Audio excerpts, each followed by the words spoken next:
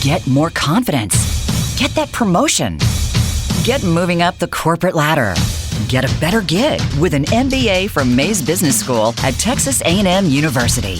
Whether you're starting out or stepping up, now you can take your career to a whole new level with a full-time MBA in College Station and convenient weekend options at Houston City Center. Texas A&M has a program to suit your schedule. Visit mba.tamu.edu and Giga Maggie.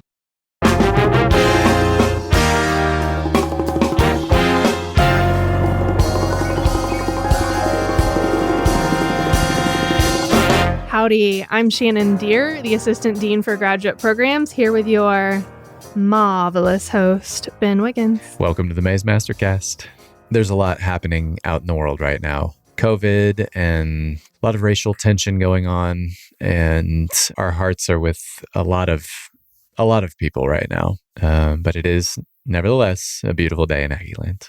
It is. And we talk a lot about the racial tension on the show today.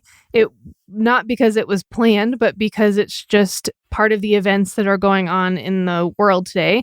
And the show will air a little bit after. We'll try to air it more quickly than normal, but it will air a little bit after what's going on right now. So just a little bit of context. George Floyd was murdered, and there are protests going on around the country. And we talk a lot about that on the show with Anjuan and Aneika Simmons. They are African-American individuals. That's not why we had them on the show. They were coming on the show anyway. And right. This is June 1st. And we were actually talking about it with them after the show. And Aneika said, make sure people know it's June 1st because the context for what's going on right now can't be ignored. And right. We're not going to ignore it as Mays MasterCast, as Mays Business School. These are important things to talk about. That's and right. So we are talking about it today. We are also talking about their many business successes and what they've done as well. So we incorporate both into the show. And so let me introduce you to Anjuan and Aneika.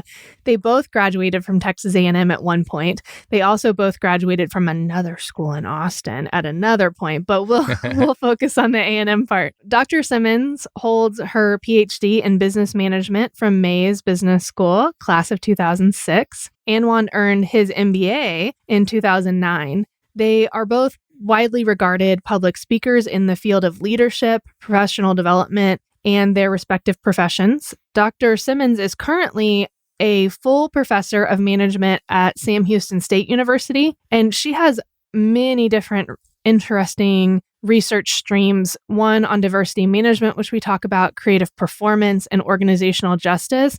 And all three of those really integrate very nicely into talking about improving performance within business. Anjuan is an engineering coach at Help Scout, which is a software company that enhances customer experience relationships for businesses around the globe. And they are the parents of 3 teenagers, so doing heroic work right now at home as well. But it was great to talk to them. They are just fascinating, incredible people who I am glad to know.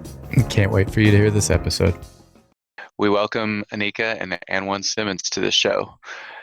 How was your weekend? Interesting times. Yeah, it's really interesting. I think that honestly, this weekend reflects what's been true in this country since before the founding. We are still, despite centuries of effort, struggling with race. Yeah. I mean, the weather was beautiful. If we want to focus on that, it was nice weather. We went for walks and all of that. But yes, there's just a lot going on right now. And we're just trying to do the best we can to navigate it we have 3 children. So to not only deal with it emotionally and mentally for us, but also for the 3 children that we're caring for, that we love, that are our babies. And they're like teenagers now. So trying to just inform them on how to best navigate the situation. I was a little bit proud of people this weekend. I saw a lot of people say, I need to say something. I never talk about politics and I need to say something. And it's acknowledging privilege can be a tricky beast sometimes. And we've talked about it in this space a little bit before, and we don't need to dig too deep into that. But I think helping white people understand how to acknowledge what's going on and to make a positive difference without feeling like without feeling like they need to apologize for being white, but yet at the same time say something has to be done, and I need to be part of that. Yeah, exactly. You know, the millennial generation gets a lot of flack about their get up and go and their motivation, but I think that they are really showing a lot of promise in their ability to see this as something that they want to grapple with. So I think that seeing millennials, but also all generations coming together, and we're seeing people across the age spectrum, across the race spectrum, going to the streets and advocating for change. So I've been encouraged by that. Yes, and I can say for myself that, it's more of a human issue for me just to see someone suffer like that so publicly, and just the callous way he was treated. It's not that this has never happened before, but I just think it was a slow process that you could see, and I think it just touched people. And I've had people reach out to me. I'm just agreeing with you. I've had people reach out to me that have never mentioned anything related to race or anything else. I totally agree with you. We were on a walk yesterday. We got a text message from a neighbor saying, "What can we do?" How can we help? So I am encouraged as well. One thing that I think is something that is helpful for me is I have a lot of African American friends who have kind of offered me direction on things I can do and say, because at some level, sometimes I want to do something and I don't know what I can do. And so I've been lucky that a lot of people have kind of provided direction on, here's sort of the way you can take the dialogue, and here's a way you can tell the story such that people who look like you and will listen to you because they look like you and will not listen to me because they do not look like me, this is the thing you can say to them. Ben, thank you so much for saying that. It really means a lot, for even acknowledging this. I mean, you bringing this up and not, us acknowledging that this happened and not just moving on with what was planned. I think that says a lot about you in this program. And already it just makes me feel proud, even more proud to be an Aggie and to be on this show. So I just want to start with that. Absolutely. Thank you. I hope that I have not been part of the problem, but I think that sometimes I have been part of the problem, and I want to stop doing that. So, all right. Well, let's get into our discussion. What is your favorite superpower? What is each of your favorite superpower?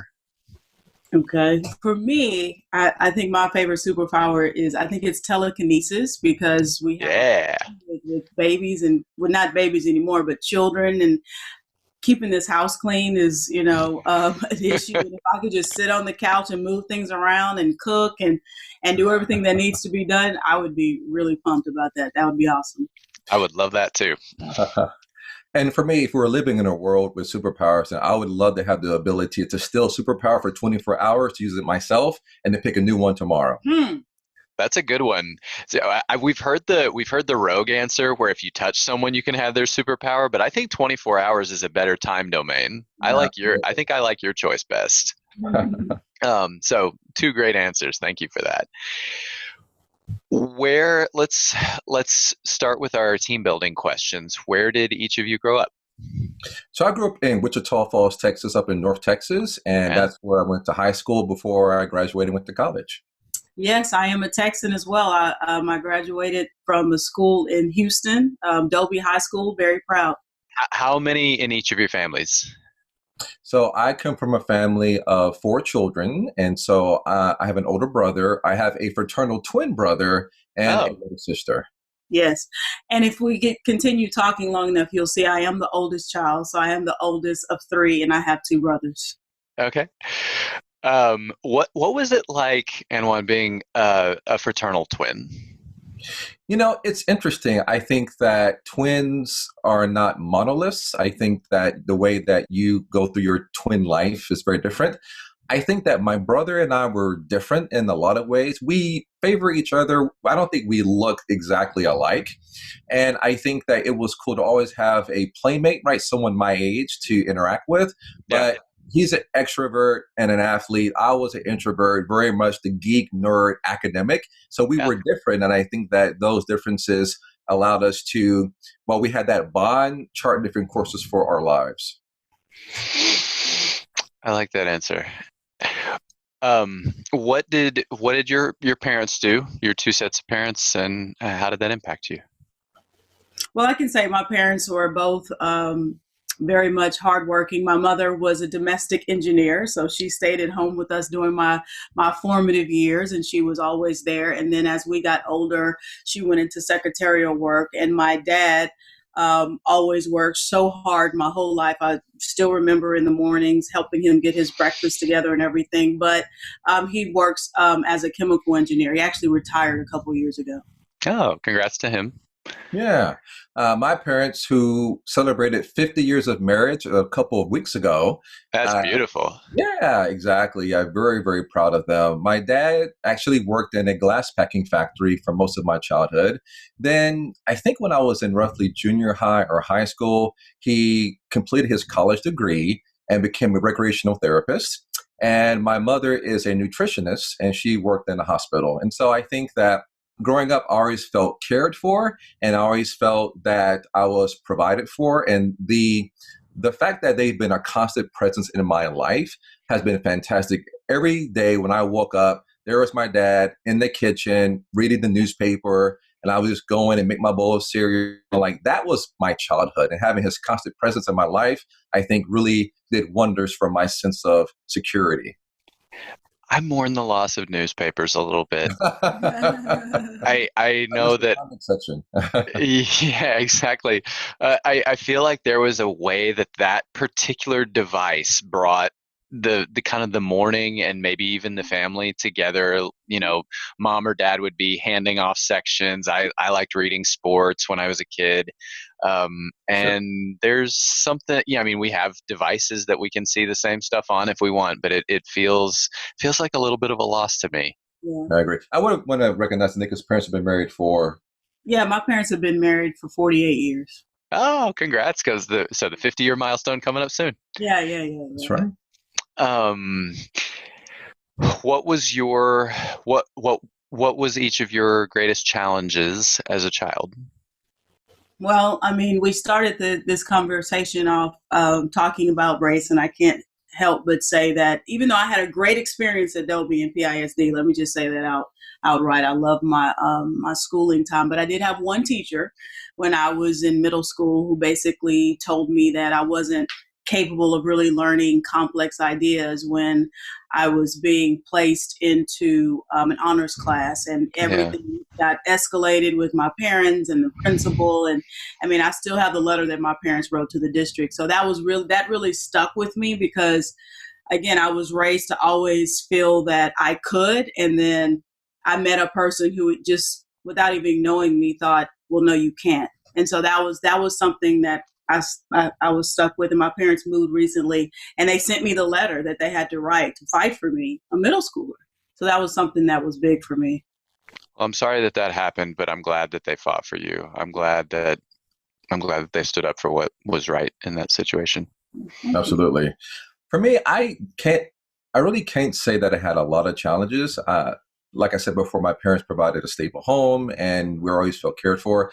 But I did have a childhood stutter that I went to speech therapy for. Thankfully, my parents had the wherewithal and the financial capability to send me to therapy. And, one reason I became a public speaker is that I did not want that to hold me back. And so that was something that was a challenge for me. But I think in many ways, I've overcome that. Well, it certainly would seem so. So what were your first jobs? Well, my first job was at Apple Tree, which was a grocery store. Yeah. Do you remember Apple Tree, Ben? Oh yes, yeah, we had one here. Okay, cool. Yeah, so I worked at Apple Tree, and I was a checker. And every moment that I had there, I was thinking, I'm so happy to be employed, but I can't wait to go to college and do something more. Yeah, I hear that. In a similar fashion, I was a dishwasher at a nursing home. And so I was like 15 years old, and I spent my days being blasted by this industrial strength machine that would blast me with steam every time I put a load of dishes in it. And I think that my mother encouraged me to do that job simply because she wanted me to really focus on college and say, if you don't focus on your education, then you'll be doing this all day long. And so I think our parents had similar motivations in getting us those jobs. Yes.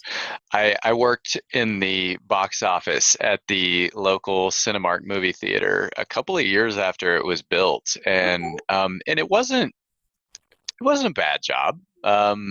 It wasn't a great job, and so that also I feel the pain of your past selves. Yeah, absolutely.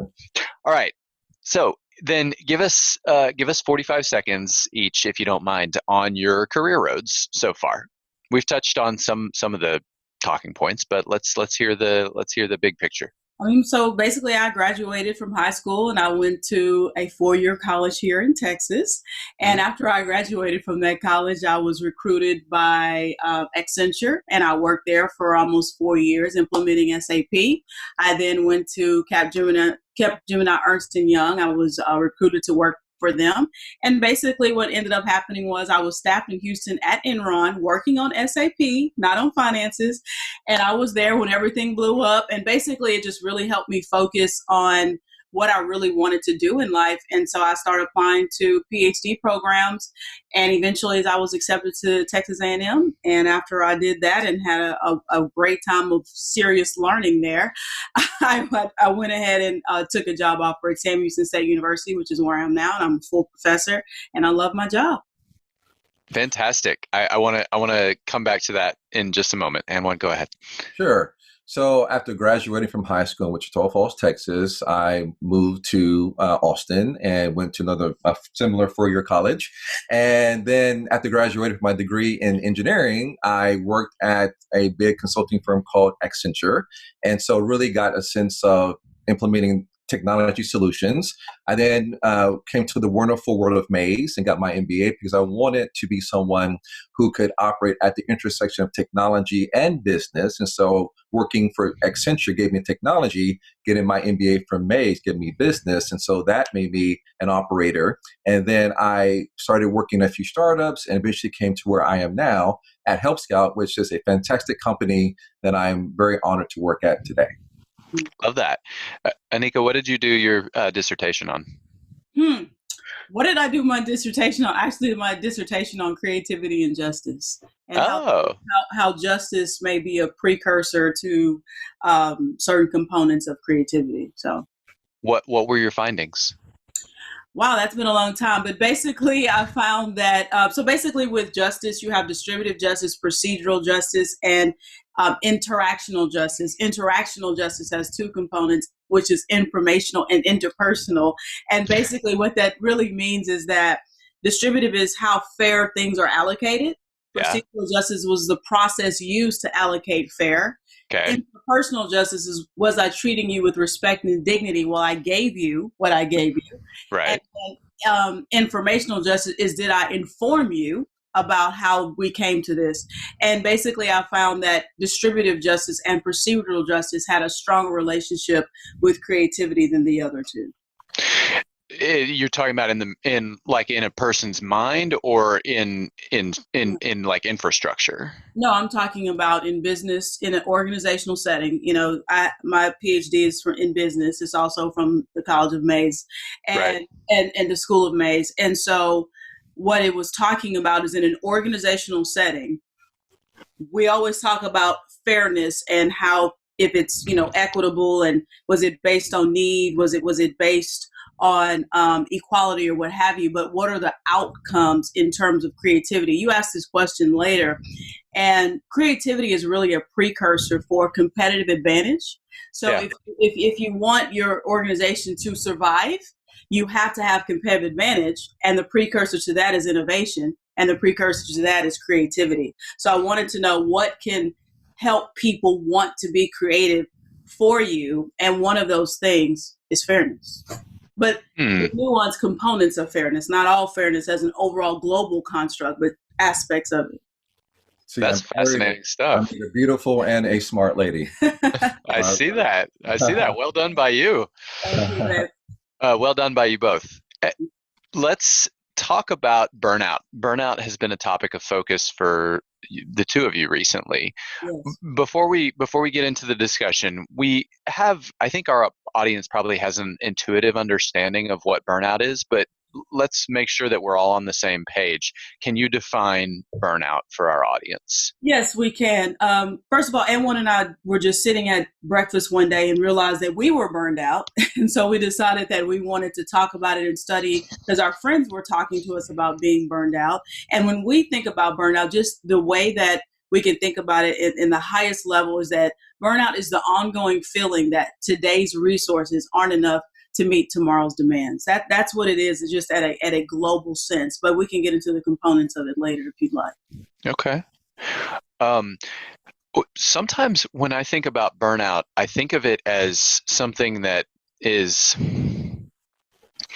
like when a candle has burned out, for example. There's no getting it back to the state of being able to carry out its function correctly.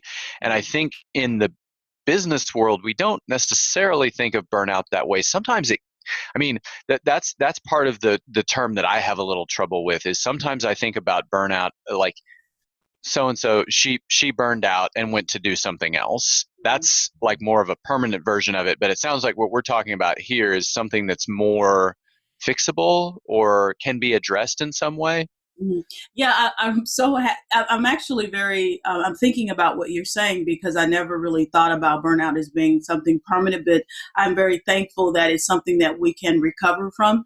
But you are right on the point when you speak of how it's a situation related to depletion, because there are three components of burnout. And those three components are depersonalization, a lack of accomplishment, and a feeling of exhaustion. And the second one, depersonalization, is when you don't really acknowledge or deal with the humanity of the people that you're working with.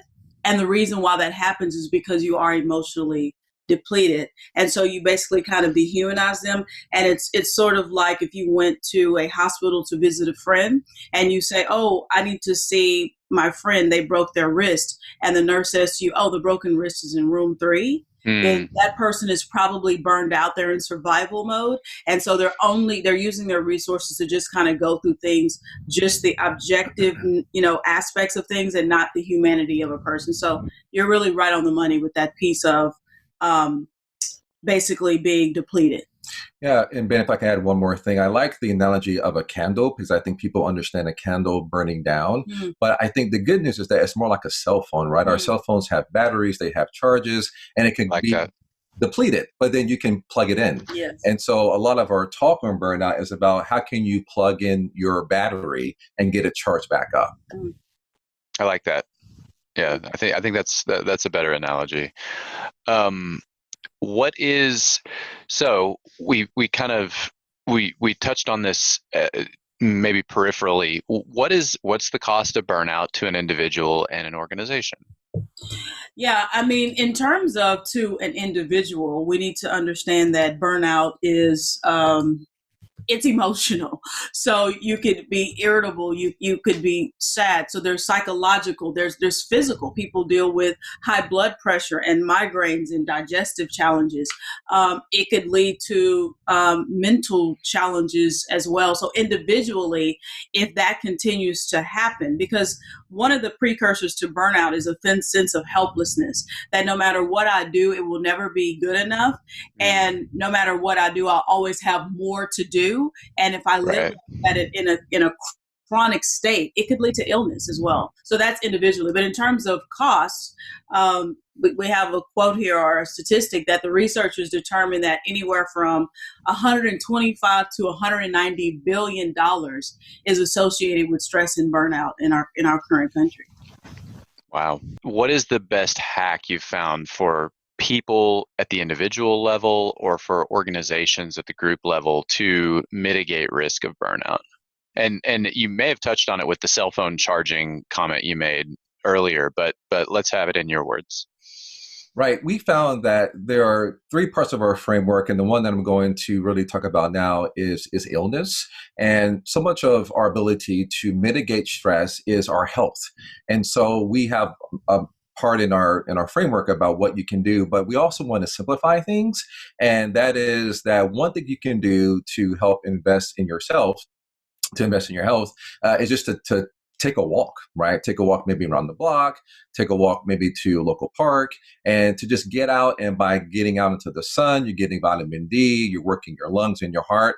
And so that small investment can go a long way toward helping you just get the exercise you need to improve your health and to withstand stress. Obviously, you need to socially distance in the current time, in our current times, but just going out and taking a walk is a really very simple hack that you can put into place to help mitigate risk and to mitigate stress and to avoid burnout. I have to force myself to go for walks because Shannon and Kyle will roll their eyes. I'm totally fine with being indoors all day long. I know that in the long term that's bad for me, but I get in my little study or office, up at the office or wherever I happen to be, and it feels kind of cocoon-like to me, and I can just stay there for hours and hours. And that, I know that's not really the best thing for me to do, but sometimes it's tempting. Yeah. Very true. Okay.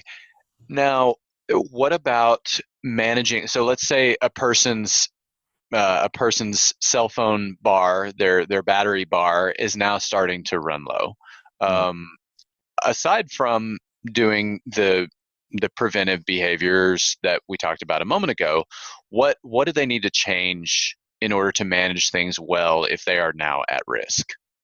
One thing that we found is that relationships lubricate the grind of stress. And so it's very important that you maintain connection. So if you find that your bar is going low, that your battery indicator is starting to flash and saying, well, we're about to run out of power, connect. It's very important that if you can, and just to kind of step back a little bit, one way to connect is obviously social media. And so most of us have people on Twitter or even Snapchat or TikTok that you can interact with. And so that's one way of connecting, but ideally it's in person. And I know that we have a global pandemic and a lot of things happening that can make in-person connectivity really hard. And so hopefully one day we'll get out of this and we'll go back to we can be in person. But the part of your brain that really thrives on connection, that releases that dopamine rush that you feel connected, that's only activated in person. Only when you're in the same space with people, seeing them, breathing them, as your brain really feel like, okay, I am so connected. And that's the reason that people can be on Facebook and Twitter all day long, but still feel alone. So if you can connect with people in person, that's the best. But if you can't, then calling someone up, having a chat, sharing with them what's going on, that's one thing that you can do to hopefully, if you build up a personal network of people, you can, use to just say, hey, I'm feeling kind of low right now. Let's talk this out. Or even just have a conversation about your favorite ice cream. Just having that human contact can go a long way toward reducing the risk of burnout. Do we know why in-person contact is so different from everything else? Is it pheromones? And I'm not talking about like attraction pheromones. I'm just talking about like, is there something that our bodies are processing without us knowing it? Any ideas on why that is? Yeah, I think part of it, and I studied this when I had my 3 kids and I nursed each of them, and it's weird that we're now talking about that. But when you do that, something called oxytocin is released, and that's that bonding emotion or hormone. When my husband and I hug, it's released as well. It's released actually underneath the arm in different areas in the body. And so when you hug a person, and those types of things cause a connection on a hormonal level. And I think it's hard to do that electronically and through devices. Yeah. Sure. So crucially, the 2 processes that you just mentioned, nursing and hugging, those both involve touch. Is it possible to get some of that through a socially distanced meeting that is in person, or is that a poor substitute as well? Yeah, not as much, but I think that it's better than, we're talking virtually right now. I can see you, Ben, and I can hear your voice, but there's all kinds of things that subconsciously our brains are confused by because, well, wait a minute, I can't smell Ben. We're not like we don't have the sense of smell of like a, of like a canine, right? Which is really keen. But humans do key off of those things, like your presence and being in the same room. And sometimes you can almost feel someone walk into a room, right? That kind of feeling lets you know that I'm with someone. And so I think that if you can't obviously hug someone or touch them, then being socially distant and being in the same space is better than nothing. What is a counterintuitive or surprising way that organizations can help mitigate burnout for their employees? Well, one of the things I want to clarify first, just from our previous discussion, as I'm thinking, is that stress and burnout are not the same thing. Right. Stress is what I feel, and stress is caused by stressors. So stressors could be a difficult boss, a challenging project, what have you. Stress is a precursor to burnout, and burnout is something that is chronic. So what's something that we can do to mitigate it and to decrease it? Well, one of my favorites, and one I always like to think about solutions that don't cost a lot of money. And so one of the things I like is from 6 to 9, for example, for your family, you could say no work. Your job, your organization could say, okay, for our employees, we want to say from 6 to 9, that's family time, that's sacred time, play with your friends, play video games, whatever you do to decompress, take that time to do that. And I really think that that's some signaling that we want you to live a healthy and balanced life. And if people actually do it, then that also could breathe a lot of health into people and their relationships, which could help reduce any burnout that they may be trying to fight off. Love that. What do you think? So where my mind is going right now is to the difference between eustress and distress. And so in business school, as you know, that was a time of stress for me. Most of the time, I felt like the stress was making me better. Okay. And so what I'm wondering is, when someone is thinking about the stress in their lives, I guess maybe just the best way to sort of analyze that is to think about how you're feeling. I don't know. I was hoping to come up with something a little more profound there, and but I don't. Well, I what are your think thoughts on that? Yes, I think what you're talking about is interesting, because our experiences, I'm not going to say genetic makeup, because we know we could have a discussion about, genes versus experiences, nature versus nurture. But Sure. The exact same thing could happen to me, you, to Ben, Aneika, and Anjuan. And based on our experiences and who we are, we could perceive it differently. So I have a person in my family who was getting a promotion, and I thought, oh my goodness, this is so good. Congratulations. And if it were me, I thought I would be feeling eustressed, and this is a challenge for me. But for him, he was thinking, oh man, maybe they're setting me up. Maybe they're giving me this promotion so that they can prove that I really don't belong here. And he was feeling all kinds of distress. So it is how you process it and what you've gone through, your support system, and all those things play a role in how I actually perceive and take in things that are happening to me.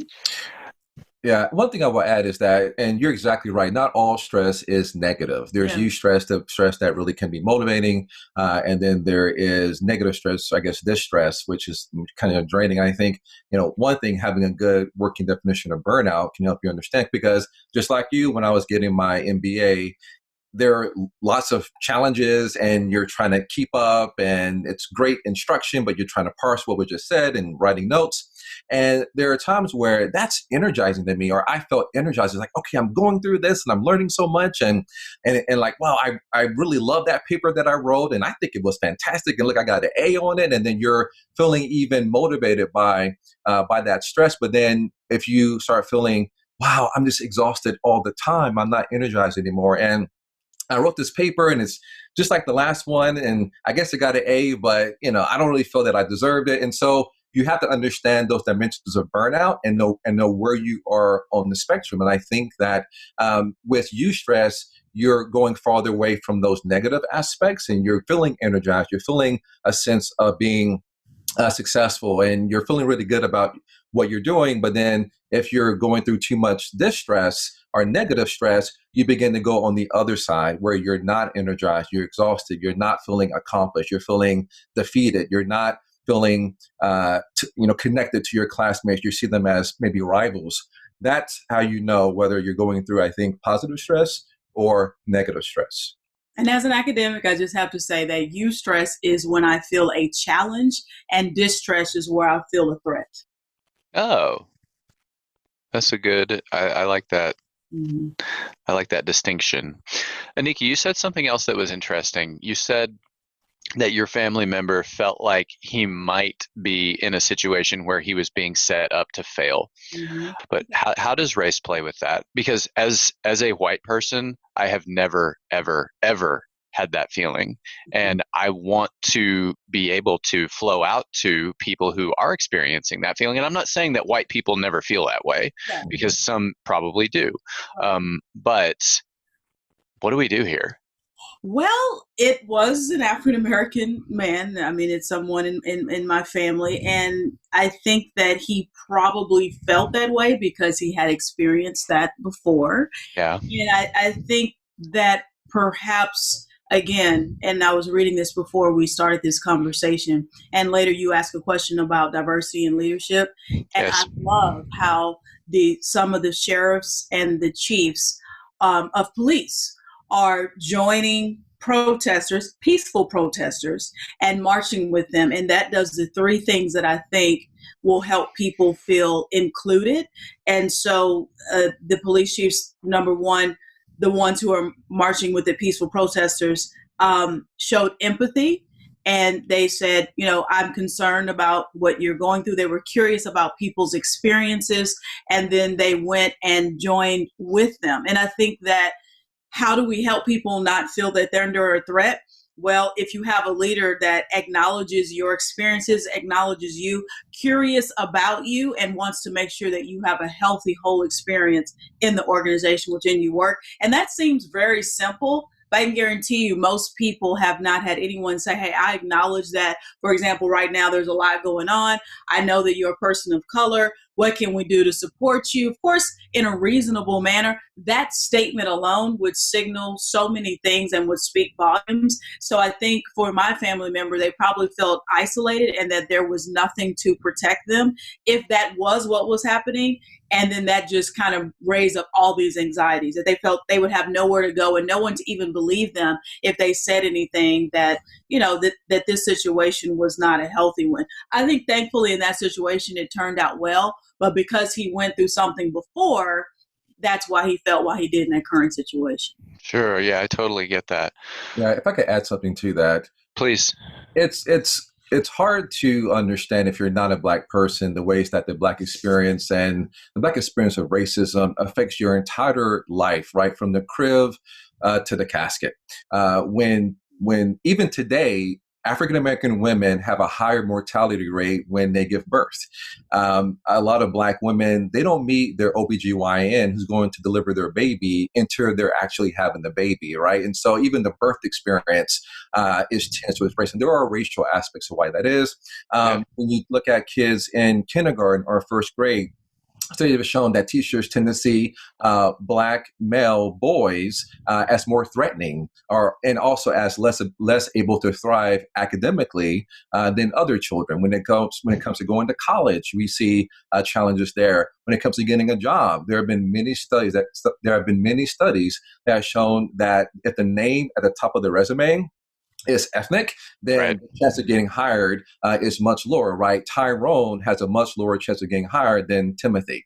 And then when you talk about getting promotions, and then when you talk about even as you get access to retirement, right? The amount of retirement that people have, if you're a Black person, is a lot less than if you're a white person. And then during Memorial Day, we went to visit Aneika's grandfather, who served in World War II, who was buried in a grave, or who was buried in a cemetery here in Houston. And at the time, that was the only cemetery that Black people can be buried in, right? So we see from when you're born to when you die, Black people always have to deal with race. And I didn't even mention being pulled over by a police officer, which can be a terminal experience for a lot of Black people. And so, and just one more quick thing. In medical school, many doctors felt that Black people did not feel pain to the degree that white people did. So we got less anesthesia for doing medical procedures, right? And so we see this web of racism that really informs our entire existence. So even if I'm going through something that is not based on racism, I'm always aware that it could be. So I will just say that, and that was a lot, babe. And so I was just going to say that even if it wasn't racism, you always worry that maybe that's playing a role. Because I can say that when I was at Mace, for example, I had a professor, and he was a Caucasian male that championed me. I'll give a shout out to him, and his name is Dr. Woodman. And so I can say that I have had positive experiences. So it's not that we're saying that every white person is racism or every interaction is racist. It's just that when you go through things, you just never know, why this or that happened. And I know, for example, with the anesthesia component, an older African-American lady that, she's woken up during colonoscopies and surgeries and different things because of that very statistic that my husband gave. And I don't even know if people of color even are people who are not people of color even are aware of that. But as a person of color, I have to think about that. Yeah. I have to think about, what are they doing? And is this a person I trust? Now, again, I have to say, my OBGYN is a Caucasian male, Dr. Rawson, and I love him. Fantastic. And he did a wonderful job. So it's not that it's always, it's just, you just never know. Right. Now, I'm saying racism isn't everywhere in the Black experience, but it could be anywhere. There you go. And that is why it's stressful. Yes. That's a good way of putting it. I read an article, not about racism, but about white privilege several years ago. And it was about what the author had learned. And I won't spend too much time talking about this, about white privilege from riding his bike. And the idea of being on the road with cars, you have to be, as a bike rider, you have to be aware of cars in a way that they kind of don't have to be aware of you. Now, hopefully they will be, but there's some complications there that do not exist for people driving cars. And so that was a metaphor that was helpful for me. The other thing, so sometimes the bad things that are happening out there in the world, I don't know, like, for example, the officer who murdered George Floyd, is he a racist? I don't know. And it doesn't matter. It's still murder. What was his motivation for doing that? Was it just it could have been anything, but these sorts of things keep happening to African American people on video. I don't know how many more are going undocumented, and what the motivation for it is at some level. Is it racist? Sometimes, yes, of course. Sometimes it's racist. It's just outright racist. But sometimes it might not be, but that doesn't matter. It still keeps happening, and something has to be done about it. And so, anyway, I'll get off my soapbox now. But I think it's so a place where I feel like a lot of white people struggle is in saying. And maybe a lot of people who aren't white, but are not familiar with the African American experience, may struggle is in saying, is this like old school, outright name calling racism? Well, it might not be, but there's so many little gradations in there that, Aneika, you're going to say something? What do you mean by that when you say it doesn't matter, Ben?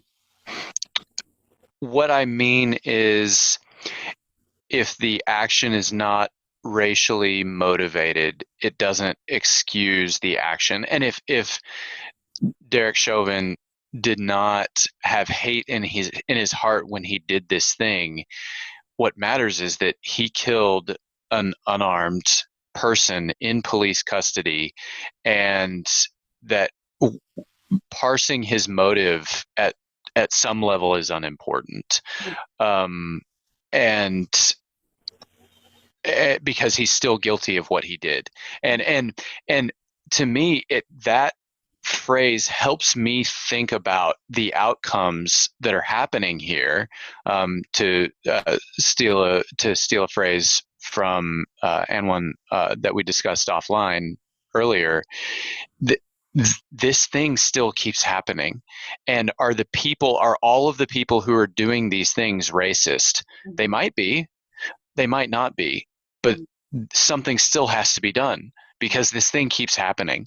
And it's completely unacceptable.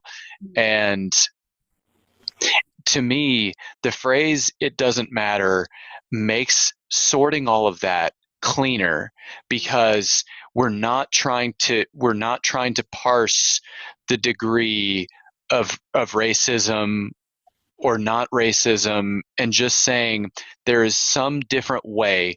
And Aneika, I think you hinted at this when you said there is some different way that a life is being valued. When it is a person of color, and specifically an African American person, there is a degree of care which we are not taking, whether we are racist or not, and that has to stop. Right. Yeah, I think you're right. I think that a lot of people may be saying, well, he maybe did not intend to have his knee on that man's neck for 8 minutes, or he did not intend for this person to be murdered by his actions. But I think at the end of the day, the intentions are irrelevant. The outcomes are at hand. And we need to look at those outcomes and do what we need to do to fix our system that's having all these unarmed, incapacitated Black people killed while in custody. That needs to be addressed. And then we also, so I don't think it's either or, it's and also. We also have to take a step back and figure out what's happening with race and how it's playing out in America. Totally agree. Thank you for that clarification, Ben. Sure. I didn't mean anything insensitive by using that phrase. Yeah, for sure. And really what's happening, Ben, and with George and Eric Gardner and Sarah Bland and Breonna Taylor and Ahmaud Arbery, it you know what it really is that it may not be outright that the person who killed George was a racist, but there's subtle cues throughout our whole life that basically say that an African American life is not as valuable as others. And with certain people, there's a subconscious cue that I need to be more careful with the life of certain people, because there's probably going to be a bigger cost and backlash if I do X or Y. But if I do this to a person of color, I'm probably not going to hear that much about it. And this was caught on film again, which is why we are dealing with the level of outrage that we are. Right. No, I think that's exactly right. It may not be a situation of concerted or intentional hate, but there's a lack of care at the very least. Yeah. There's a lack of care in many cases, and it's unacceptable. Anyway, it's just systematic, and you guys can cut this out, but I could just say that, my husband recently, we posted something on social media, and it reminded me of something that happened to me in December. And it's not, let me just say what happened. I was at a very nice gym in the Woodlands area, very nice, dressed in workout gear. And a Caucasian lady just walked by and said, "Where are the brooms?" And I didn't say anything, but something had spilled. And she was like, "Where are the brooms?" And I just didn't say anything. And she asked me again, "Well, where's the broom closet?" And I just looked at her and I didn't say anything. And then finally she said, "Oh, you're working out." And then she walked off. Now, I wasn't harmed and no one hit me and no one touched me, but it's those things throughout our lives that just remind you that you're Black. Like, it was just, she didn't see me as a person. It was just a subtle thing to say you're Black and I see you as a servant. You know what I mean? It's just like that happens all the time. And I actually forgot about it because I was raised to just let that stuff roll off of me. And then Anjuan actually wrote about it recently. I was like, yeah, that did happen. That was horrible. But stuff like that happens to where I'm just like, that's just what it is. And I just went and worked out. I mean, what am I going to do? Go to the manager and say this person did something every time that happens? No, I have to get back to cook dinner and eat. I don't have time for this. Yeah, but I do think that it's important to acknowledge it at some point and to acknowledge the pain that it caused. I mean, there's it was horrible, but yeah. I'm sorry that happened. It's okay. Looping back around to burnout for one moment, we talked a little bit about how COVID has affected things. Does it change our approach to burnout for the long term. And the reason I ask that is partly because of how we're doing this interview, for example. I think a lot of the workplace is headed toward virtual meetings in part because we've been forced into more virtual meetings by COVID. How does that change the equation for burnout? You want to? Yeah, I'll go first. So basically, just real quick, when we thought about burnout before, we thought about traffic in Houston and getting dressed and dry cleaning and doing hair and Right. doing all those types of things. And that was the type of burnout that people talk about. But I think in 5 to 10 years, I agree with you, Ben, that burnout, I think a lot more people will be working from home. I can say I'm already getting close to getting burned out on Zoom calls. I've done more Zoom calls than I ever have in my life. And I just learned Zoom like last month. I wasn't on Zoom before. And so I think burnout's going to look different. And I don't think that a lot of people thought, well, man, I can be burned out from being at home. But after COVID and everything, I think some people are burned out from just being at home. Now you're okay with being in your cocoon and at home. But other people like me, I'm an extrovert. Anjuan's an introvert. So for me, I'm like, oh my God, get me out of here. I got to get out of here. But he's like, oh yeah, I'm good. So it really just depends on our makeup and who you are. So I do think it'll change, babe. This is like the promised land to an introvert like me. But I think to answer your question about companies and how will COVID-19 change the landscape, I think that companies are going to have to make a real investment in remote work. I work for Help Scout, which has been remote for its entire existence, almost 10 years. And so that company, like a lot of companies, saw that the ability to have high-speed internet access at home means that you don't have to ship people to one location. And a lot of companies resisted that for a long time until they were forced to. So I think that COVID-19 has made it really that if you want to have a competitive advantage, you're going to have some way of supporting people working from home.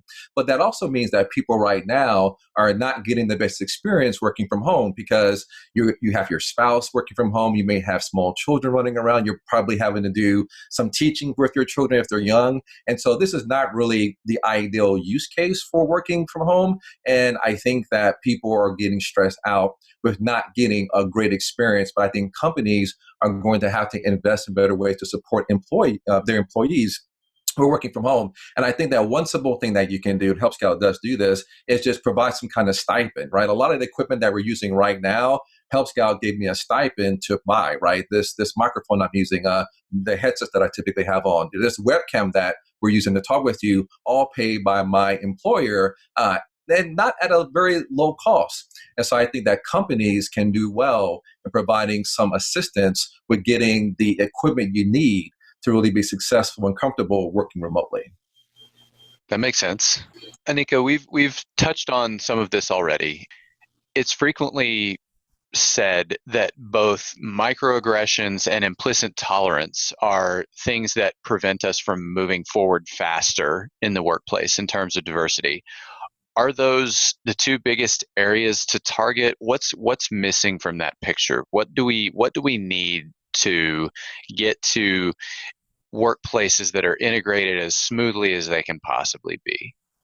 And I don't know, maybe that's an insensitive way of asking that question. I don't mean it as such, but I'm just saying, what's most important in managing diversity going forward? Where are the biggest landmines? Wow, that's a mouthful there. There's so much I could say. One thing I will say is that, understanding the history of America would play a role. Again, I am thankful that I am American. I'm a proud Texan. We need to make sure we understand the history and the origins of discontent among the races. And then again, that would allow for empathy. And I think one of the biggest things we can do, you're talking about, I think your one of your questions about that would impact an organization in terms of race. Well, first of all, we need to make sure that we're giving people, high performing people opportunity, no matter what they look like. We don't want to discriminate against an African American, and we don't want to discriminate against a white person. I can say a great example that I saw was when I worked for Accenture. They recruited from the University of Texas at Austin, Texas A&M, Rice University, schools like that. One of the partners came in and said, in order to diversify just the pool, not selection, just the pool, let's go and hire from Prairie View A&M. They had a great engineering program. That one move gave Accenture access to talent and expertise that they probably wouldn't have as much.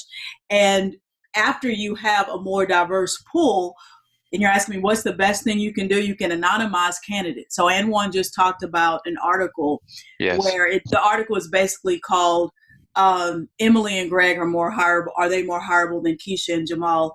And they basically took away names and sent resumes to organizations in New York, I believe. And when they had the names on versus when they didn't have the names on, the outcomes were totally different. So what's one thing we can do if we have a diverse pool? Let's anonymize candidates. Let's just look at the criteria, say that the criteria matters, look at the qualifications. What have people done? And we hire that way. I believe that would be a great way to help diversify, because a lot of what we're dealing with, and I like what you said when you talked about outright racist, outright name calling.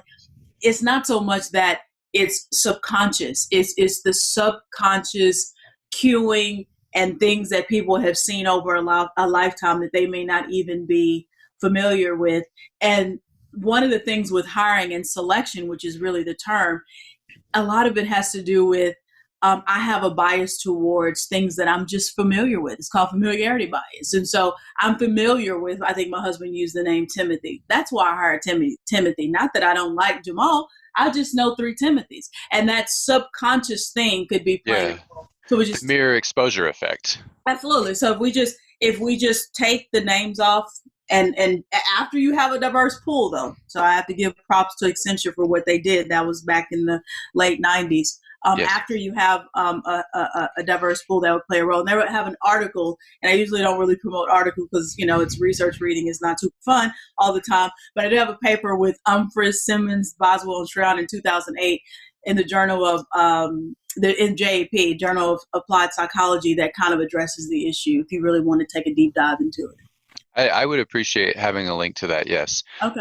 And even something like what I said a second ago, like I used the word integrated a few minutes ago, and I didn't intend any offense by using that word, but as I thought about it, I was like, that might not be received in the way I intended it. Right. And we have to be so careful with things like that. So, if I could add something real quick, please. Aneika mentioned history, and I think that one thing that will help, not just in the corporate world, but in this country, is the ability to lean into hard history. And so let me give you an example. Texas A&M, which is a campus that everyone on this call loves, a campus that we have been given great gifts and benefits from being a part of, was founded in 1871, right? The first Black students were not admitted until 1963, right? My mother was looking for colleges around that time frame. She was, I think, 18 years old, right? So in 1962, A&M was not an option at all, right? And so that means that for over 90 years of the existence of A&M, Black people could not enroll at all. Yeah. If they were academically gifted, if they were able to make contributions to the campus, barred. And so that meant that other races, really one primary race, was able to have generations of involvement in education. They could send their kids, their even grandkids, before Black people even had a chance to enroll. And so you see this gap in opportunity and even the Aggie campus. And so that means that leads often to gaps in wealth, in income. And so those gaps have been exacerbated by Jim Crow, segregation, et cetera. The housing. Redlining. Yes, exactly, redlining. Right?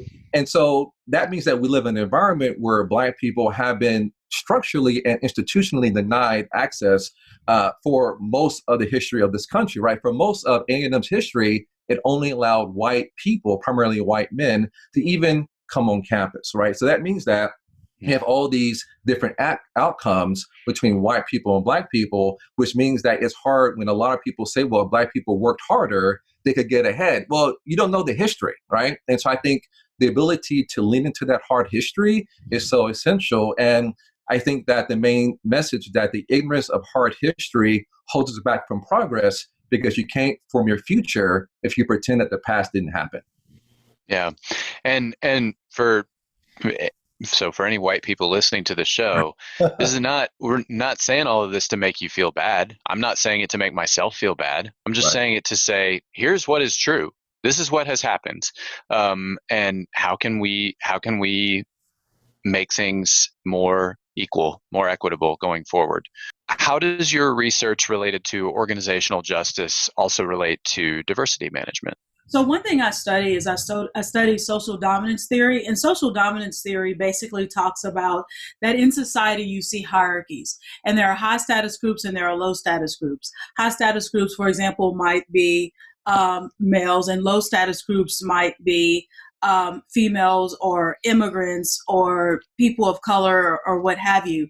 And if a person is high on social dominance orientation, which is the construct that we study in social dominance theory, they make different decisions in terms of how they would hire or how they might select people for leadership positions and so forth. So the research I do is to mitigate that. Now, when we talk about diversity in a general sense, what we're talking about here is having people on board from different social, economic, and ethnic backgrounds. And when you link that with justice, I always think about one of our founding documents that said that every human being wants life, liberty, and the pursuit of happiness. So, Right.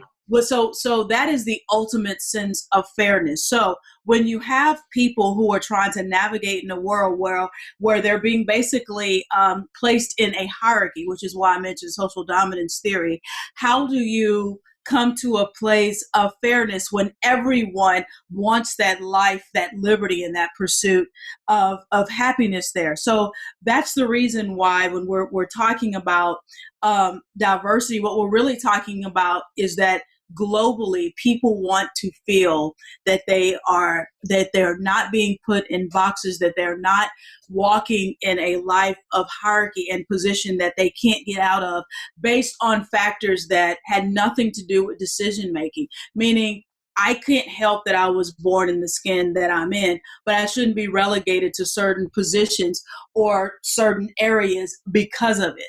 I just want to be treated fairly, just like you do and the people listening to this. So bring it around for me a little bit. So someone who is high on, and tell me if I'm mischaracterizing any of this, but someone who is high on social dominance theory social dominance orientation. Sorry, social dominance orientation.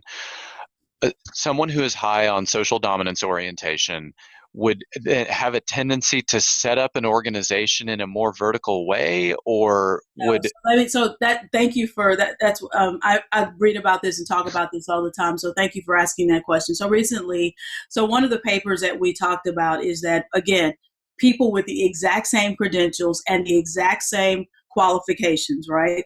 If that person is being assessed by someone who's high on social dominance orientation, let's say they were being hired for a leadership or a team member role, a person who is hiring who is social dominance orientation would see a low status group member and think that that person is more suited for a team role than for a leadership role, even if the qualifications are exactly the same. So, for example, as an African-American woman, if I'm being evaluated by a person in high on social dominance orientation, let's say I'm rocking at a team member, that person will probably rate me high as a team member because they think she should be a team member. But if I was doing a great job as a leader, they may not rate me as high because subconsciously they're thinking she shouldn't be a leader. I see. So it's almost a flavor of what we were talking about earlier with resume evaluation. Absolutely, but this is more talking about promotions and merit and things like that. Right.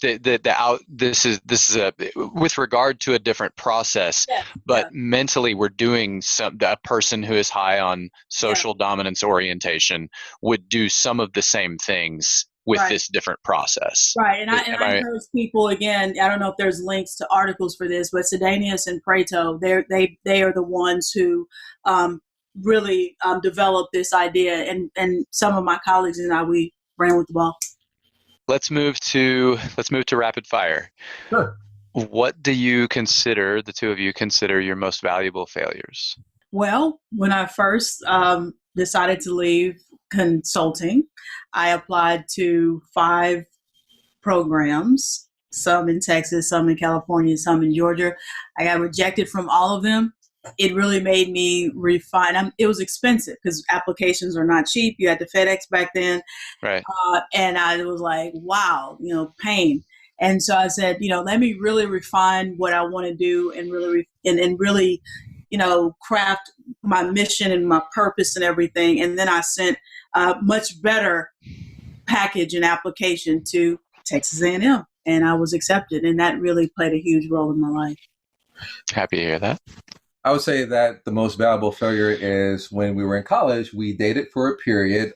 She broke my heart and it didn't work out. And then we reconnected after we both graduated and we saw that it worked out. And I think that was valuable because I had upped my game as a young person, and I eventually convinced this beautiful woman to marry me. And so that became something that we're still working out right now. Well, congratulations to you both. What do you think is people's biggest misconception of the two of you? I think for me as a woman, I am a passionate person, but I can be very tunnel vision when I'm focused on something. So people may think that maybe I'm not, as interpersonal as people may perceive that I should be sometimes. But really, I'm just a very focused person. I have my goals in mind. I know what I'm doing. And so I think that could be a misconception for me. I would say I'm a very ordered and logical and structured thinker. I've been called Spock before.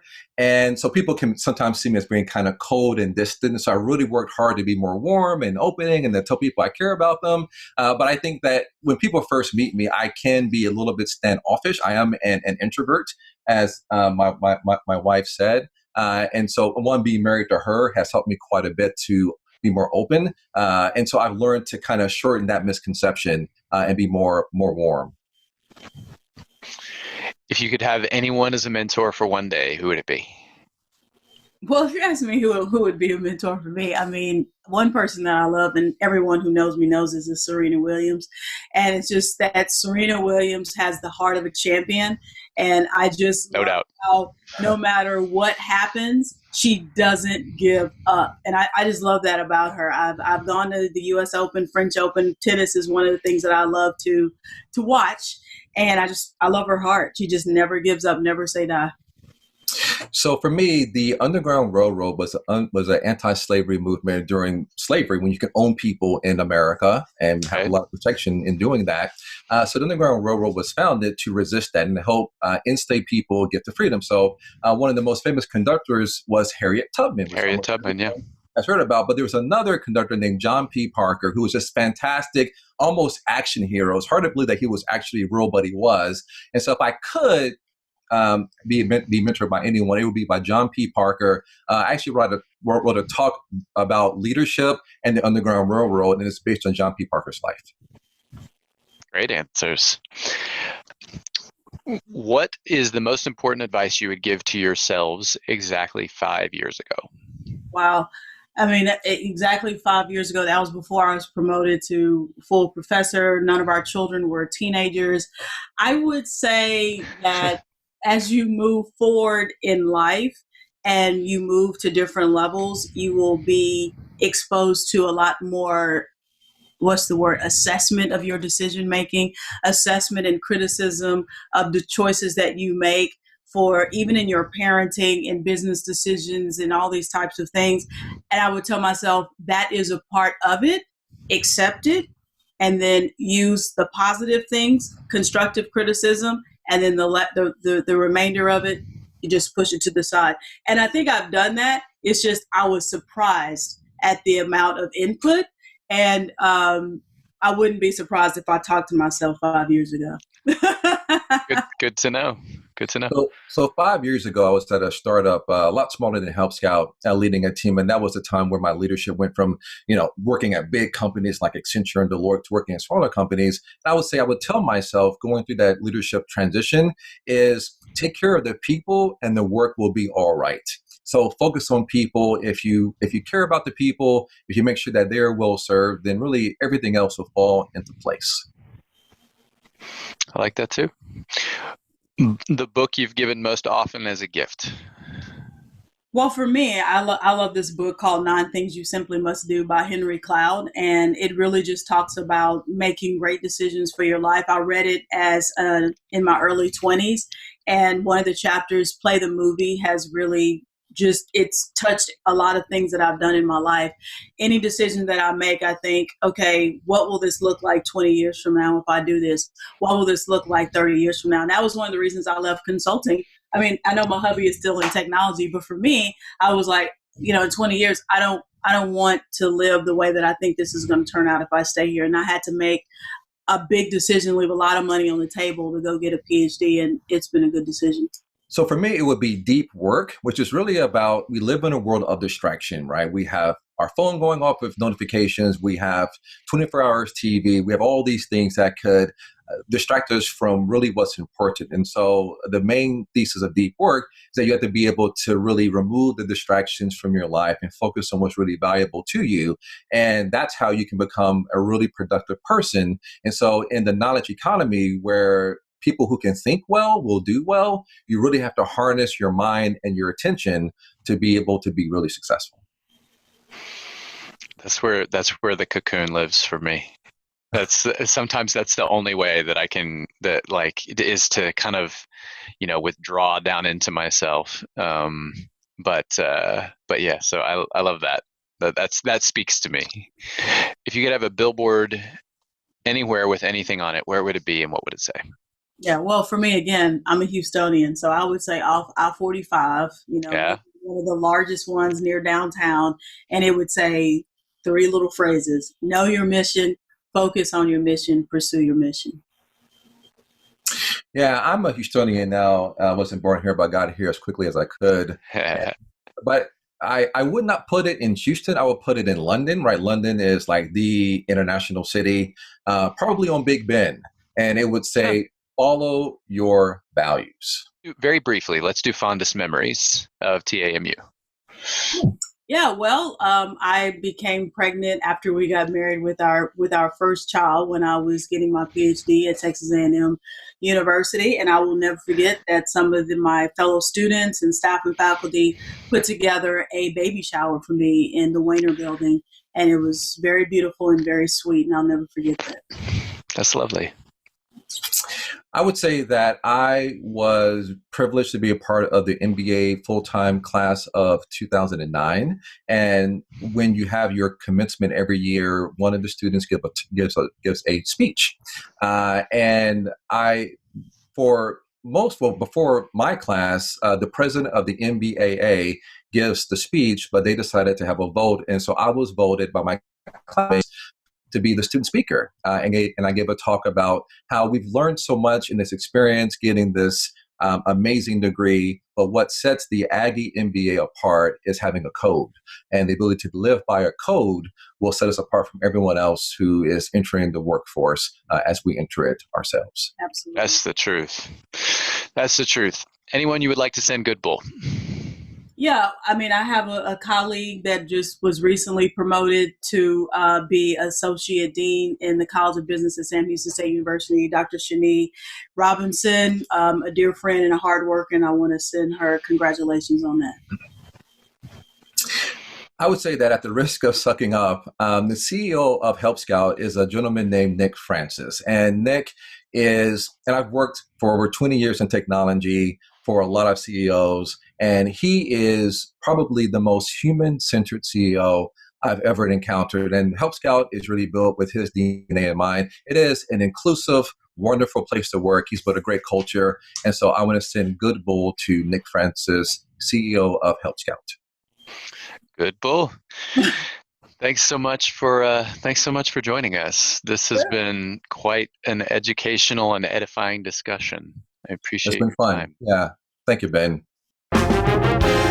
We hope you found that episode as thoughtful and enlightening as we did. For our MasterCast top 3 takeaways, I wanted to first talk a little bit about oxytocin. I actually had just listened to a podcast that was very pre-COVID. I think it was done over a year ago. And they were talking about how we can get dopamine and serotonin from online interactions, like even video games, Facebook, other ways to interact online. But the piece that we miss is oxytocin. So I was so proud of Aneika because I was like, I just listened to this podcast. And then she jumped right in with oxytocin is what we're missing, which Yes. she likely knows from her research, but she also knew from her mother's intuition, right? And she talked about breastfeeding and how oxytocin was released during that process. But yeah, it's interesting because that can really only be released with in-person contact. It doesn't necessarily have to be touch, although like Anjuan said, it's better if there's physical touch, but even just eye contact can help increase oxytocin. But something interesting that relates to this conversation about race is that oxytocin actually can increase in-group empathy. So it can actually, it's a very useful hormone in a lot of ways, but it can increase in-group empathy. And we as a society have made race a group. And so it can actually increase the empathy we have for people who look like us, which maybe it doesn't decrease the empathy we have for someone else, but we have a harder time being empathetic for people who don't look like us, and specifically empathetic for people who are in pain. So they've run some research and studies that show we respond more to the pain of someone who looks like us than we respond to the pain of someone who doesn't look like us. That's interesting. And we can clearly see how that's problematic in these cases of seeing a human in pain calling out for their mother, and it's important to be aware that there might be something that could interfere with my empathy for that person, or that I might need to be more conscious about my empathy or intentional. Does that make sense? It makes 100% sense. And I have a story to tell about this. I was dealing with a white, male, straight executive in 2011 or 12. And I was having a conversation with him, and he was dealing with some sciatic nerve issues, some sciatica. And he is a fluent English and Spanish speaker, but I believe his first language is Spanish.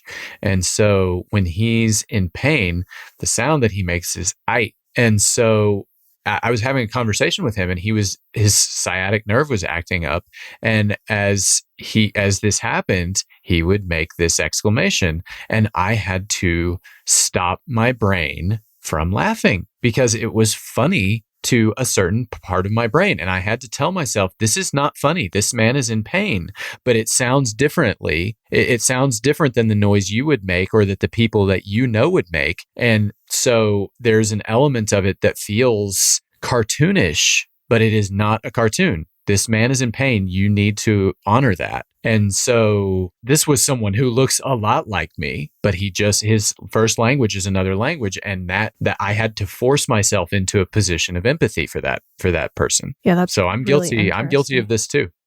There's an experiment that has been conducted, I think, over decades. I mean, they've done it multiple times, but and we may have talked about it on the show before, but it's oftentimes, I refer to it as the red shirt, blue shirt experiment, where they give elementary school kids red shirts. Half the group gets red shirts and half the group gets blue shirts. And they immediately go to this in-group, out-group behavior. Yeah. And it's almost like, how can we create a different in-group, out-group? I mean, it'd be lovely to get rid of in-group, out-group, right? Sure. But how can we just create a different one? Even, we saw the space launch this Saturday too.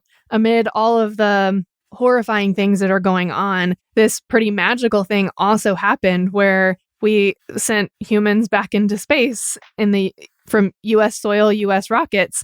And a lot of astronauts will talk about how seeing Earth from that perspective makes so much seem so meaningless, like in-group, out-groups, that we're all one Earth. We have to take care of that Earth. And seeing it from that perspective, and when we were watching the launch live, and Ryan and I were talking about that, as you see Earth from that perspective, and it's from video, so it can't be as impactful, but seeing it from that perspective, you think, man, Could we just create one in-group somehow? But maybe we need a common enemy.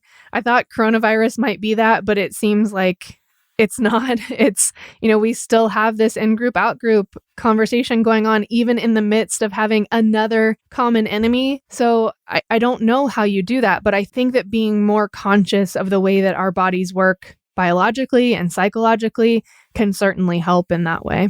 Yes. I thought of something from a moment ago, the oxytocin conversation, and I was wondering how much of that you said that there doesn't have to be touch, but that eye contact matters. And so what I was wondering is there a difference between this and this? And frequently in Zoom calls, we aren't looking at the camera. We're looking at the other person's video or on our screen, or we're looking at our own video on our screen. And usually we don't have eye contact. I wonder how much difference that makes. I've heard a few different things. I'm not an expert in this. I do not want to pretend that I am, but I have heard a few different Shannon's an expert. Everybody heard her say she's an expert. Yeah. No, I am not an expert in oxytocin or eye contact or any of those things. But I will tell you what I've heard recently, because a lot of people are talking about it. Yeah. And that no, even if we are intentionally making eye contact, it's not the same. And there's also no possible way to make eye contact with the camera and with you at the same time. I can't look into you could look into my eyes, but I can't look into your eyes at the same time that I'm looking into the camera. It's physically impossible. I will say it does feel a little different though. When you look at the camera and I'm looking at your image, like it's... Oh no, I think it's a much more... about that. Yeah, it's a much more powerful way to talk to people. If you can look into the camera, it will be more impactful to them, but it's still not going to have the same... You can't do it at the same time. And it's not going to have the same oxytocin impact. Right. It just isn't. But it is better. It's just not going to have the same impact. So, how long before someone invents a screen with a camera in it? Maybe that would be a really easy solution, Ben. You should do that. You just gave your idea away. I will not do that, but okay. But someone will make a lot of money doing that at some point if we keep going this route. Sounds good. For our second MasterCast takeaway, I wanted to talk about a phrase that Anjuan said, which is racism isn't everywhere in the Black experience, but it could be anywhere. Yeah. And I think that is such an important message to be mindful of. I want to be very careful when I say this because I don't in any way want to relate my experience as a woman to the Black experience, because I recognize that it is very different. And I also recognize that the feminist movement has done a terrible job of incorporating women of color into what the movement has stood for in the last however many years. So I want to be very careful about saying this, but as a woman, I can, in a small way, not completely, but in a small way, relate to what he's saying there, because a lot of times I do wonder, am I being treated this way because I'm a woman, or am I being treated this way just because? Or even with pay negotiations, for example, I wonder, is this a fair amount of payment? Or am I getting underpaid because I'm a woman? Because I hear that that's what happens to women. And so I think, to me, I can understand why that might be a hard part of racism, is that you don't know. You don't know if someone is treating you a certain way because of your race or not. There's an additional layer to it as well, which is the person might be being unfair to you for reasons that have nothing to do with your race. And so now it's how do you parse that? And if the person is being unfair to you, at some level, you can't know their motive. So you kind of can't be right. Mm-hmm. And that has to be infuriating. And I think also you kind of can't be right, because what do you do? Yeah.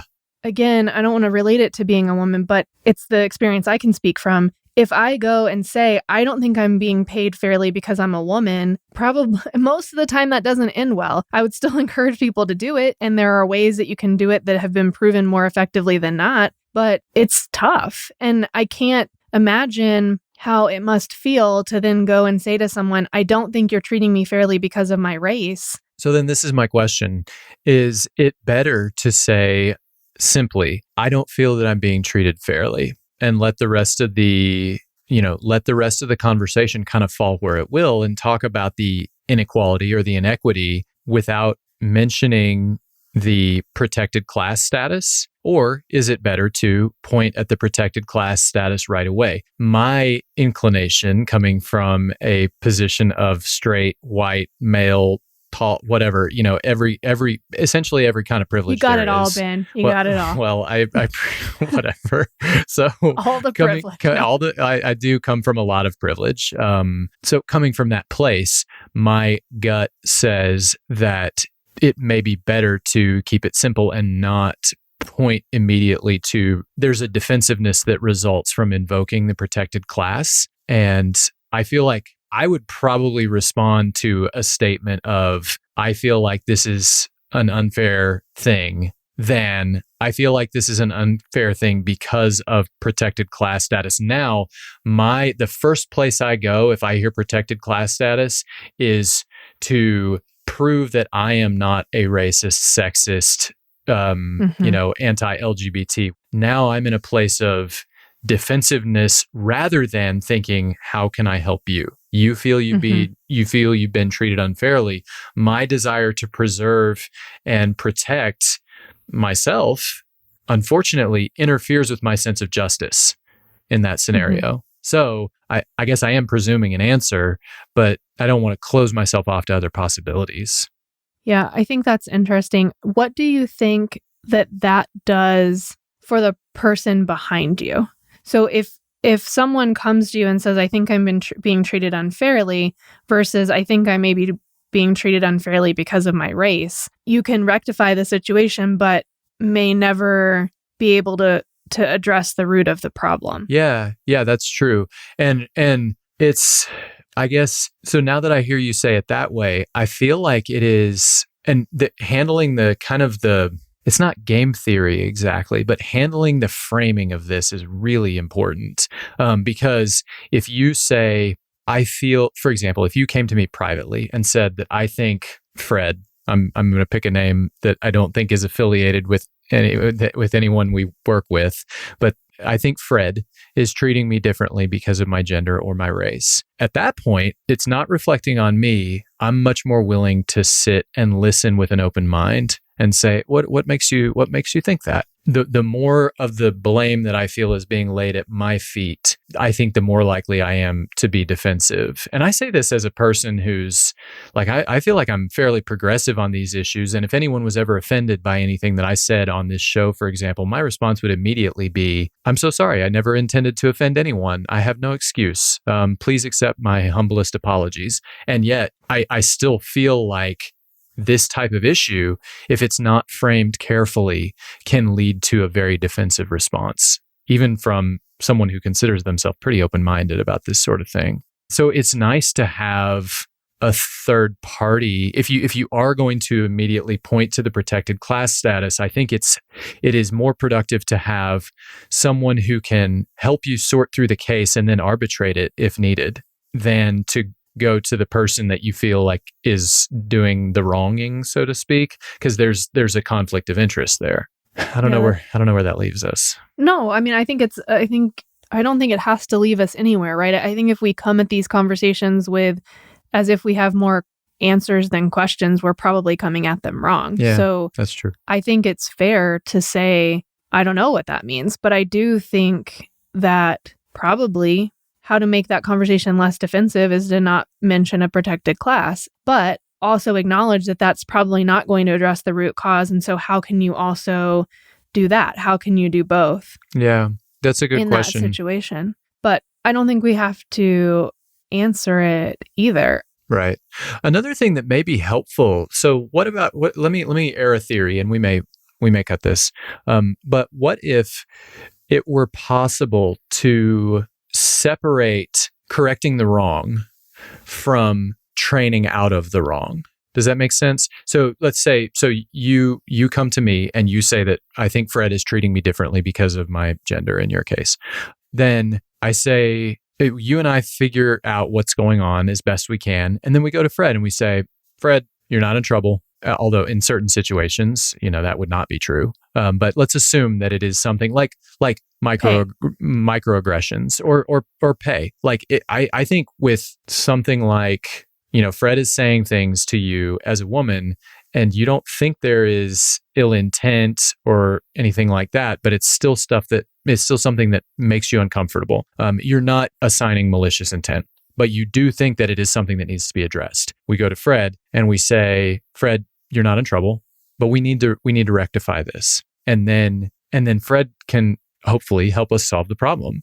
And then we can also bring in, someone to speak with Fred about, again, without assigning blame, to say, hey, look, this may be a better way to relate to your female coworkers. I think, autopsy without blame is always important. And sometimes there is blame to be laid, but I think frequently just ignorance is the problem. Yeah. And giving people a chance. Yeah. Going to step 2 once someone has been given a chance and doesn't respond well, versus going to step 2 when they haven't been given that chance to respond well. Right. Make things escalate less quickly. Yeah. Under the same topic of racism isn't everywhere in the Black experience, but it could be anywhere. We have a friend who says the conversation about privilege can be a little bit emotional. It can incite, especially in people who have privilege, which we poke fun at Ben all the time for having it. But at keeps the me same in check. time, yeah, that's right. But at the same time, I also have a lot of privilege. Just because I'm a woman doesn't mean I don't have many, many other privileges. And it can be difficult for people to wrap their brains around that word. But one of our friends talks about privilege as never being treated unfairly because of my race. So I have privilege because I will never be treated unfairly because of my race. And so that means I don't have to wonder in any situation if racism is an issue. Like the experience that Aneika had at the gym where someone asked her where the brooms were. I've had many experiences, not exactly like that, but many experiences that are similar that most likely are attributed to me being a woman. But I will never wonder if someone's asking me a question like that because of my race. And the question probably will be different because of my race. But Yeah. I will never wonder if they're asking me that because of the color of my skin. And that, I think, is an important part of understanding what privilege even means. There's so much possibility for discussion Mhm. here. It's, because as you said that now, I didn't clock this the other day, but I clocked it just now. I've been asked, maybe not at the gym. I don't think it's ever happened at the gym, but in other places where I'm dressed more casually, I've been asked, like basically customer service questions, that sort of thing.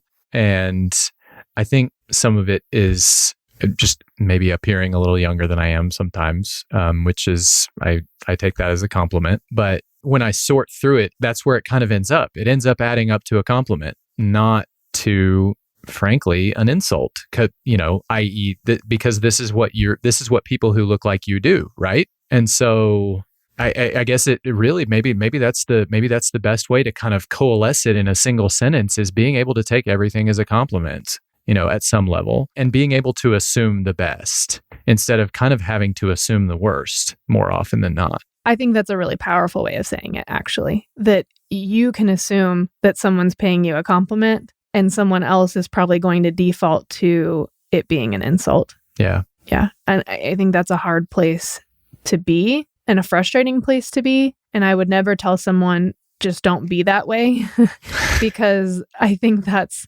it is frustrating. And if we can continue to talk about those things more, instead of saying, I think the default a lot of times is, yeah, but it's just the way the world is. Or, okay, it's like Aneika said, I'll just go work out. It's fine. She brushed it off because that's what she has always her whole life been told to do. And yet then the conversation doesn't happen. And it's not an easy conversation to look back at that woman and say, hey, it's okay, but did you ask me that because I'm Black? And that would be really hard to have that conversation. It would also be really good if both parties could say, oh, if the white woman could say, I did not even realize that I was being biased in that situation, but I might have, and I shouldn't have, and I'm sorry. Here's where it gets really complicated. So what if this woman was asking her that question because she looked young, and maybe also because she is African American, or which is it? And again, the luxurious position of just being able to assume the best. Yeah. One of the things I really appreciated about this episode was how you responded. We're talking about how people might respond negatively to those things, but how well you responded when you said it doesn't matter if the police officer's intentions were racist or not. Right. And you didn't mean it the way that Aneika and I both heard it. Mm-hmm. But you were very open and receptive to Aneika saying, wait a minute, what did you mean by that? Yeah. And that's not how a lot of these conversations go. But the more conversations we can have like that, the better. Yeah, it's a tricky thing because I find, as a person coming from a place of enormous privilege, it is like ginormous. No, I'm just kidding. The most privileged. Right. A lot. But so as someone coming from that place, it is incumbent on me to understand that, like, sometimes if I'm going to have really honest conversations about this sort of thing and lean into those conversations, every now and then I'm going to say something that is taken in a way other than what I intend. And the way that I think about communication is the listener is never at fault. The receiver is never at fault. If someone gets a message that is not what you intended, then you may not have done anything wrong, but you did not communicate effectively enough. And so if someone is offended by something I say, my response is always, I'm sorry, let me clarify. I should have done a better job with that. Here is maybe an explanation for why I said it the way that I did, but that doesn't justify me saying something that hurt your feelings. And there's a difference sometimes between, I'm sorry, I intended no offense, and I was wrong. I did something inherently wrong. I think that distinction matters in conversations like this. And there are kind of there are levels within that as well. But if I were to say something that was deeply offensive to a group of people, I would instantly fall on my sword. And that is the cost of being able to lead these kinds of conversations as a straight, white, upper middle class male. Because if you're not willing to be vulnerable and to say, hey, I screwed that up. My bad. I did not mean for it to be taken that way. And that is my fault, not yours. Otherwise, nobody's going to listen to you. And so that's the price we pay. If we all had that attitude, it would be much easier to have these conversations. Well, it probably comes back to people have a misunderstanding of what leadership is. Leadership is about service, first and foremost. And that's been true since, for someone of my faith, for example, that's been true since the time of Jesus. I'm not comparing myself to him by any stretch, but I do think it's important to learn from his example. And you have to think of leadership in terms of, who are you serving? Are you serving yourself, or are you trying to make a difference? And how can you best affect change? How can you, be the force for the change you want to see in the world? That's a really good segue to the third and final point. As you move up, your decisions are scrutinized more. And that was a quote that one of them said. And I think it relates well to what you're talking about now, that leadership is service. It's hard. All of these things you talked about, communicating to not be misunderstood, is hard. Right. And as you move up into leadership, whether it's related to diversity, whether it's related to how you respond in a crisis like COVID, whatever it is, the smallest things or the biggest things, as you move up, your decisions are scrutinized more. Yeah. Mike Alexander did an activity one time where he was in a group of people and they said, okay, Mike, stand up in front of the room and turn around. And they said to the room, okay, now say all the things you assume about Mike behind his back. Okay. And so they all talked behind his back about all the things they assumed about him, from what the kinds of shoes he wore meant to his gray hair. And then the facilitator said, as a leader, that will be the last time that you'll hear what people say behind your back. And all other times, they will say those things and you will never hear it. And you have to understand that people are watching, they're making judgments, they are scrutinizing your decisions. very carefully. And so what you do and what people see from you matters. And you're not going to realize how little feedback you get. Yeah. Real feedback you get, honest feedback you get. Yeah. And you have to make safe space. Like you really have to, if you want feedback, you have to, if you want feedback at a 5 where 10 is perfect, where you hear exactly what everyone thinks. If you want feedback at a 5, you have to solicit at a 10. And if you want a 10, then you have to solicit at a 20. That's really good advice right there. Because it's giving feedback to a superior, someone that you report to in the workplace, is almost like giving feedback to a parent. Like those people, whether they like it or not, loom large in a way that coworkers don't. And especially not that direct reports don't. You know, if I'm giving feedback to someone who's hiring and firing, I theoretically control, it's very easy to speak my mind. When the dynamic is the other way around, it is far less so. Yeah, I may have told this story on the show before, so sorry for those that listen carefully. But I had an employee one time who came to me and she said, "I'm really sorry. I was griping about you and a decision that you made to a coworker." Okay. And she and I had disagreed on something. And I had ultimately said, "We're not going that direction. We're going this direction. I do appreciate your feedback, but we're going to do it this way." Yeah. And she said, I was griping to you about you, and I'm really sorry that I did that behind your back. And I said, "I will never be mad that you vent about me behind my back. You can always vent about me. Just come tell me what you said. Like, I want to know because I want to try to fix it. But I also know that there are times we might disagree and I win because I'm the boss and you might be upset about it. And that's totally fair to be upset. I want you to go vent to someone else.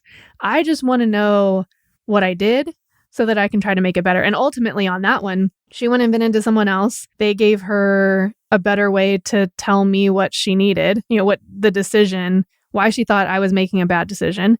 And we changed my decision. I was like, "That is a great point. Let's do it this way."